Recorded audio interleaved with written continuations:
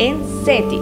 CETID es el Centro de Diagnóstico y Terapia Integral, donde hoy vamos a hablar de un tema muy importante. Yo sé que todos los padres de familia que nos están mirando van a estar interesados. Vamos a hablar hoy sobre el autismo, pero para esto yo me encuentro con un especialista que ha venido desde Lima. Él es el doctor Henrich Villanueva Vázquez, quien es especialista en audición, lenguaje, aprendizaje y neurodesarrollo infantil.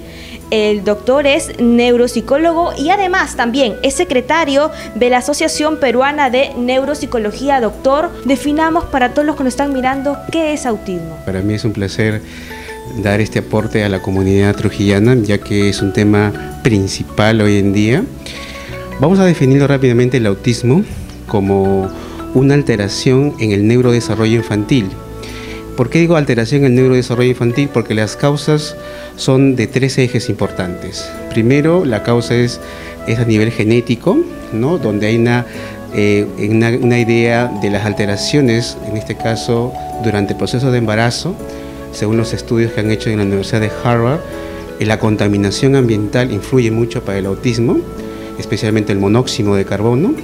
La otra vía también es la alteración en cuanto a la afectividad, especialmente cuando la madre está bajo estrés, ¿sí? Los cuales provoca, interfiere que el niño, en este caso a nivel celular, tenga comensales alterados y también marcadores libres alterados, los cuales provocan una alteración en el funcionamiento durante el desarrollo de su primera infancia.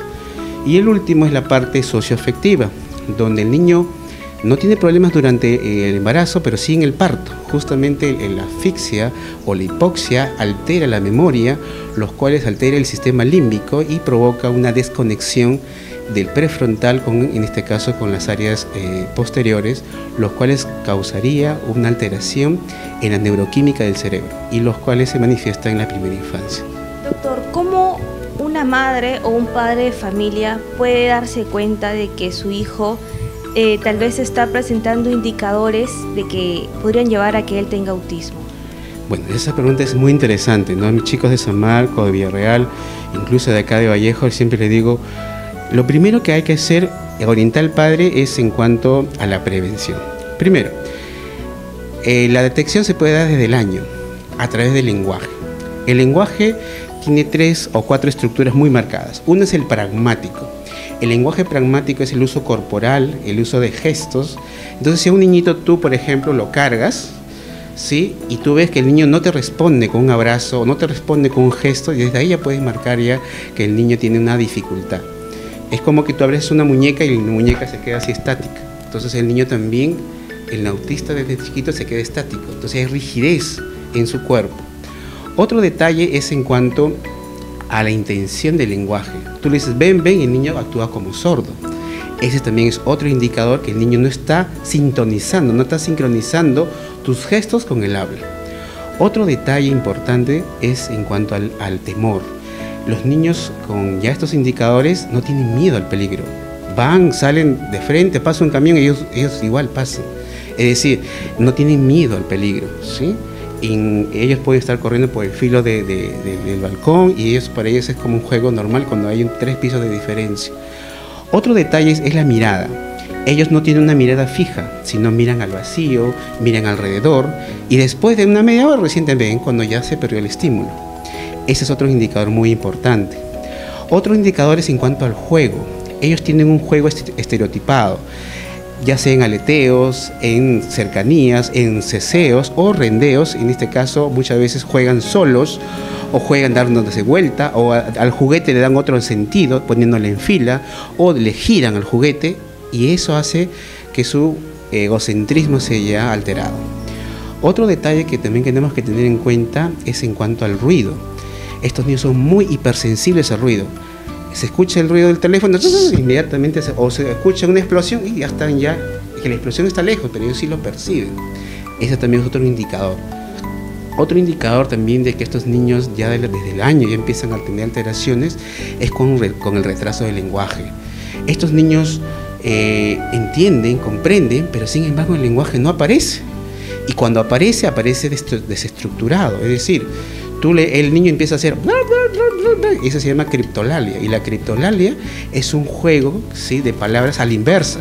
El niño sí está diciendo las palabras, pero al revés. Es como, exacto, y la criptolalia es muy frecuente. Y estos niños muchas veces pasan desapercibidos en el inicial, y en primaria recién dan cuenta de que el niño necesita la terapia. Pasa por terapia de lenguaje, pero pasa ya mal diagnosticado porque es un niño autista. Otro detalle es en cuanto a la intención de la comunicación. Acá hay que diferenciar, ¿no? Hay el autismo puro con el síndrome de Asperger y el espectro autista. El espectro autista engloba tanto al síndrome de Asperger como al autismo. ¿Eso qué indica? De que hay varios tipos de Asperger y hay varios tipos de autistas también. Pero el detalle está en que cuando uno se acerca más al autismo es grave su situación. Pero el síndrome de Asperger es lo que nos dice, si no hacemos nada por estos niños empeoran. Por eso que el diagnóstico del autismo es a partir de los 2 años y medio, 3 años. Pero el síndrome de Asperger es a partir de los 4 años. Pero mientras tanto ya nos dan indicadores que el niño está desarrollándose mal. Una de las características ahí que debo detenerme bastante es que estos niñitos tienden mucho a repetir las cosas. La ecolalia es otro síntoma, repiten las cosas. ¿Cómo estás? ¿Cómo estás? ¿Cómo estás? Quiero eso. Tienden a hacer esa situación. Incluso también la ecopraxia. Hola, y a todos, hola, hola, o empieza a hacer con el cuerpo también. Es decir, es otro síntoma también que tiene, que se puede detectar. Otra cosa también es en cuanto a las risas inmotivadas o los gritos inmotivados. Estos niños sin un motivo aparente lloran todo el día o gritan todo el día o se ríen de cualquier cosa sin un motivo aparente. Por ejemplo, hoy día viendo un caso donde la señora está estresada porque el niño llora de día y llora toda la noche sin parar.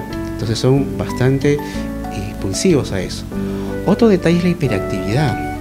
Mayormente muchos niños con este diagnóstico aparecen con hiperactividad, pero no es la hiperactividad el síntoma principal, sino es el autismo, donde muchas veces colegas como psiquiatras, incluso neuropediatras, dan la medicación pensando que es hiperactividad cuando es autismo.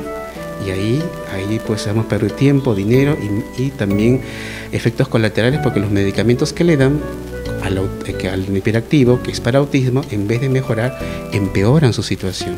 Cuando una madre de familia detecta que su hijo tiene autismo, muchas madres de familia piensan que el tratamiento lo pueden hacer después, pero el tratamiento es ya, ¿no, doctor?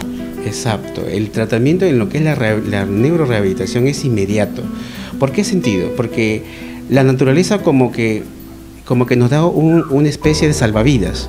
Nos dice, muy bien, este niño está alterándose genéticamente, está alterándose epigenéticamente, se está alterando sus neuronas, su psiquismo se está desorganizando, pero la naturaleza te da 6 años para que haya mielinización neuronal. 6 años donde la equipotencialidad, es decir, la plasticidad cerebral, se puede dar con más intensidad, y justo la terapia, ese es el sustento de la terapia.